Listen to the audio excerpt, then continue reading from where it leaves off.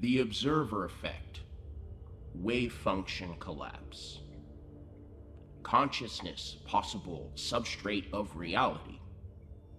Sounds like mysticism, magic, pseudoscience, metaphysics, or just plain old spirituality. But in actuality, it's cold, hard science, measured, documented, experiments repeated over and over for 100 years now. So what is it? What is it really? How does it work? How do we know about it? Let's start at the beginning. In the beginning, there was Adam and Steve.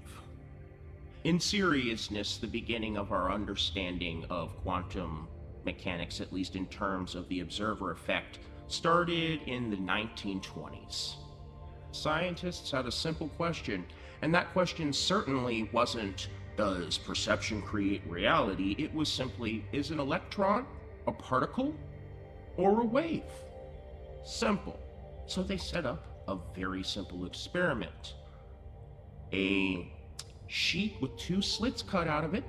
This was known as the double slit experiment. There was a receiver behind these slits. They would then shoot light through the slits, and depending on whether or not it created an interference pattern or just a random pattern of particles, they would know it's a particle or a wave.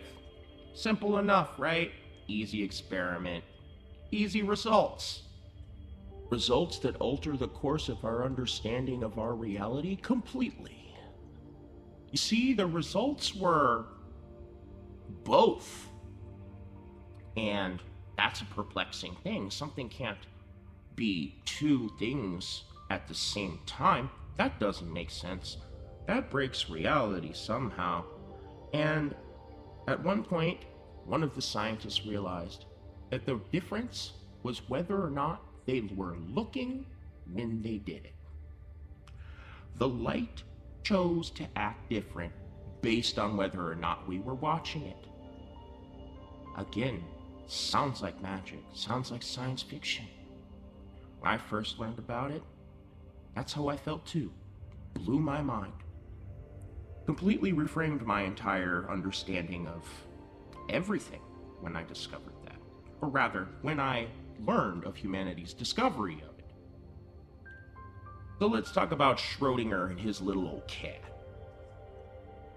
Schrödinger's cat is a thought experiment in relation to this discovery that you could have a cat in a box with poison gas that could be released at any time, but that releasing of it is tied to the probability cloud. It hasn't been observed yet. It hasn't been looked at.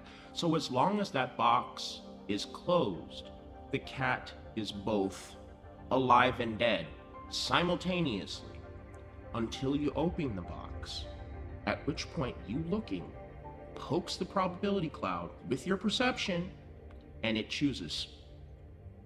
And there's no way for us to know the state of it while it's in the box because it hasn't been looked at yet. This state of both yes and no, all yeses and all nos and all maybes, is called superposition.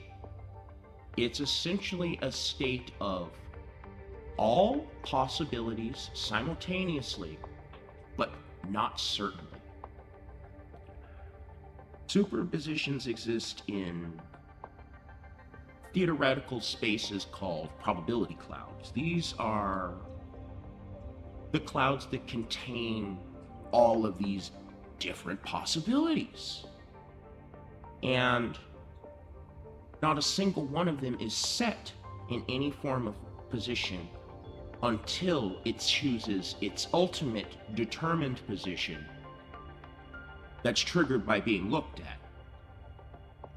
Of course, my one issue with Schrödinger's cat, it doesn't account for the cat's perception. But the point of the thought experiment still stands, is that we don't know, and neither does the cosmos. It is until the circuit is completed, seemingly to speak, that reality solidifies from that cloud of possibility to, yes, this thing, this way. Yes, this thing is this way. All other ways fall away. The answer becomes yes, not maybe, or no, depending on what cloud is getting poked. But probabilities exist all around us. Everything is a field of potential until something either does or doesn't. Seems mystical, once again, but this is repeatable science. Over the past 100 years, scientists have been varying how they test this experiment in many configurations, and the results are always the same. It needs to be looked at. The universe needs to be looked at.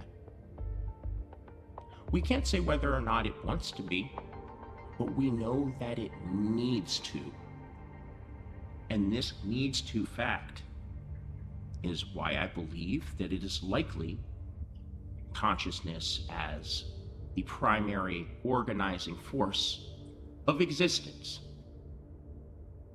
And science is split down the middle pretty much between people who see it similarly to how I do, where it's likely the substrate is consciousness, and those minds that can't give up on the material. And this brings me to another important thing to consider in all of this.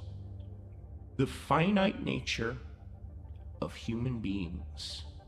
Human beings, whether we want to admit it or not, and the reason we wouldn't want to admit it, are egotistical creatures. We use humanity as a measuring stick for a lot of things that we truly don't grasp, nor do we have any other data points on. And yet we assume we can figure it out. We assume we can know it. We assume it must be something that we can quantify or have make complete sense. But due to the very vast nature of the cosmos itself, likely its infinite nature, how is it mathematically possible for a finite being to hold infinite understanding? And yet, we have things such as calling something as fundamentally obvious as the substrate of consciousness being the substrate of reality a measurement problem. You're trying to take the mind and stuff it into the material because the material is all your mind can relate to. We are beings made of atoms. We have to eat to survive. We have senses that are designed to allow us to do that in physical, limited environments. And our brains are based on that architecture. And they are very high processing power, yes, but finite in a sea of infinity. And this is where a lot of problems I think people encounter. You have to be willing to dwell in the mystery of the probability cloud. You can't quantify it with anything you can visualize because it exists outside of our ability to perceive it. We only perceive the after effects of it having chosen and its superposition before having chosen. Although we don't even really perceive that. We can't perceive it with our senses, but our science, our math, our measurements, our repeated experiments for over 100 years shine a light on the fact that it's there. It's just something that's beyond our threshold of perception because of our finite nature. Now, take something like dark matter, for example. And I'm not here to refute the existence of dark matter or not. It's entirely possible. But think about why dark matter currently exists along physics models. Because gravity doesn't behave the same at the galactic scale that our calculations say that it should. And so, instead of being like, wait, perhaps there's something that's wrong with our math. Perhaps our math is based on our limited, finite understanding. Instead, we invent a variable to make the equation work, to keep it in the material, to keep it in our finite understanding that we are so certain that we can. And we have no way of measuring it, detecting it, anything like that. We can clearly detect superposition, but we can't detect dark matter. And that, I believe, says what it says. Trying to force the infinite and the probabilistic into a finite perception is impossible. And that right there is what leads to the measurement problem. Not it actually being a problem. Is people trying to quantify it along the material. That's the problem. We don't even know what the origin of life is. We can trace it back to single-celled organisms, but we don't know what started it. Mechanically speaking, it's a mystery. And I have a feeling that is another field of probability that our perceptions likely will never penetrate.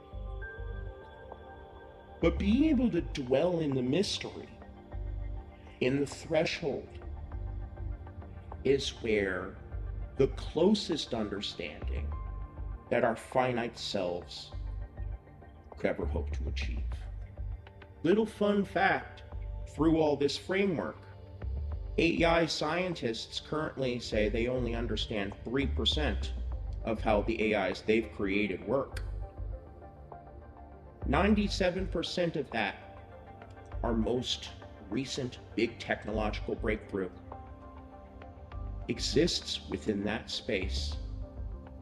The space of mystery, the space of the probabilistic, a space that we can't truly comprehend. The people who created them, brilliant people, likely far more intelligent than I could ever hope to be, only understand 3%. And on that notion, I'll leave you on one more. The material interpretation of the observer effect says the multiverse and its many branching arms creates the probability cloud, or rather, creates the effect that appears to be a probability cloud. The consciousness as the substrate theory says the multiverse is the probability cloud.